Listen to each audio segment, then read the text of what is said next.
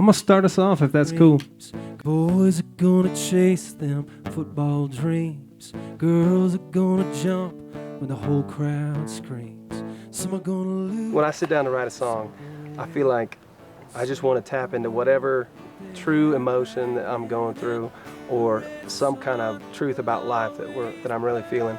And so when you're done listening to it, you get the entire process, the emotion that I was feeling in my gut when I wanted to write it.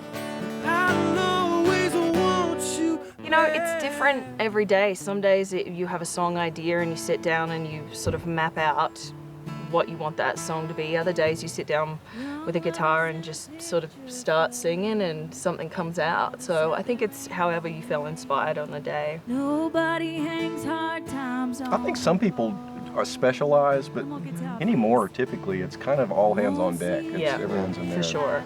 You know, Bit of everything. kind of refining. Because a lot of times you'll write and come back to it and rewrite and refine it. You know, kind of like making corn liquor or something. Yeah. You have to distill it down to be as potent as you can. You know, not that I know anything about that. I was gonna say I've never tried to make it. I don't. Sometimes love is a feather, sometimes a cannonball, but it's You never know, right? What's behind what you think a song is and what it actually is, or sometimes two different things. Also, when we write songs like every day, it's fun for us to get up there and relive how it was written and remember it, I think, as well. Y'all, I wrote this with my buddy John Rich from a band called Big and Rich. I don't know if y'all have heard of them. We sat down with the guitars and we were like, let's write a Kenny Chesney song. So naturally, Faith Hill cut it. This is called Sunshine in Summertime.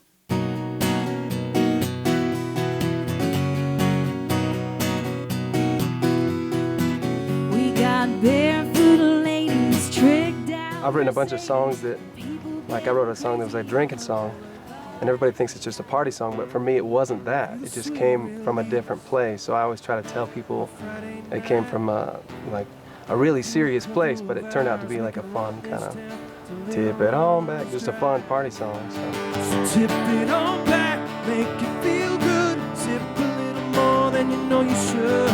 Let the smoke blow.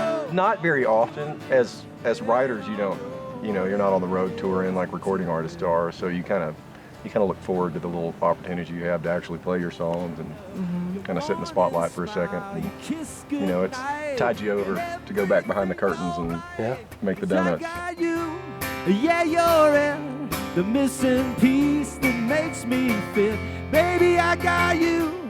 I think it's there's a lot of, every other door that's open in Nashville has somebody playing a guitar and a song in it for, as entertainment. And I think the Bluebird's a little different because it's it's got the mystique of all this history of it, but it's also, there's so much respect for the craft and what those people are doing that it's pretty special that way, I think. Don't worry about me, baby, I'm not lonely.